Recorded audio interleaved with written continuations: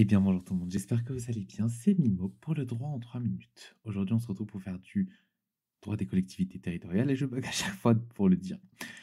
Donc, on va parler du département. Déjà, c'est une circonscription qui est administrative de l'État. Les députés autour de Mirabeau pensent qu'il faut tenir en compte le fait de l'idéologie sociologique et historique. Les députés autour de CIS et Touré pensent qu'il faut un découpage purement géométrique. Ces deux thèses s'affrontent, en résulte un compromis.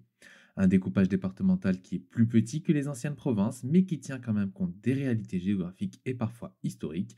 Ça a pris la forme de la loi du 22 décembre 1789 et du 8 janvier 1790.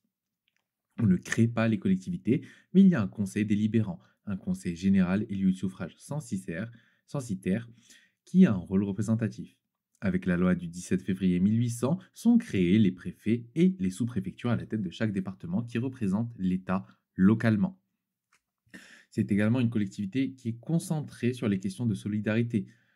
La loi du 10 août 1871 va poser un cadre très peu remis en cause par la suite. C'est un conseil général, aujourd'hui conseil départemental, élu dans un cadre cantonal, découpage des départements en cantons, et ce conseil va élire un président, un vice-président, et il n'y a pas de clause générale de compétence jusqu'en 1926.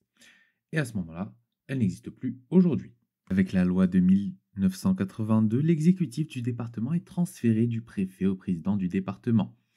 Ce qui a aussi changé, c'est le mode d'élection des conseillers départementaux. Jusqu'en 2013 et la première application en mars 2015, les conseillers généraux étaient élus par canton au scrutin uninominal majoritaire à 2 tours. Mais il y avait en fait une surreprésentation du monde rural parmi les conseillers départementaux parce qu'il y avait plus de cantons ruraux.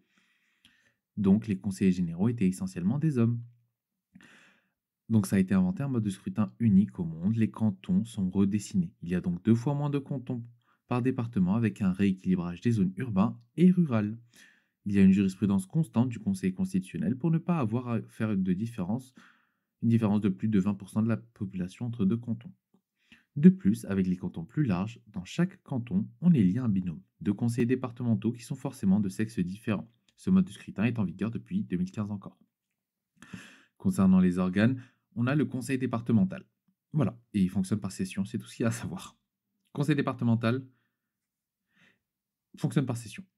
Et ensuite, on a l'exécutif. C'est le président et le vice-président, et les départements sont protégés par l'article 72 de la Constitution. Le problème serait de savoir qui assume les compétences du département à la place. Et il y a une forme d'attachement au département, comme par exemple de la réforme des plaques d'immatriculation, les gens étaient quand même attachés, comme quoi les gens gardaient leur numéro de département sur les plaques, même si c'était plus obligatoire. Et en 2015, il y a eu une fusion des régions. Du coup, les régions se sont encore éloignées de la population. Le cadre départemental apparaît comme plus intéressant et moins critiqué qu'auparavant.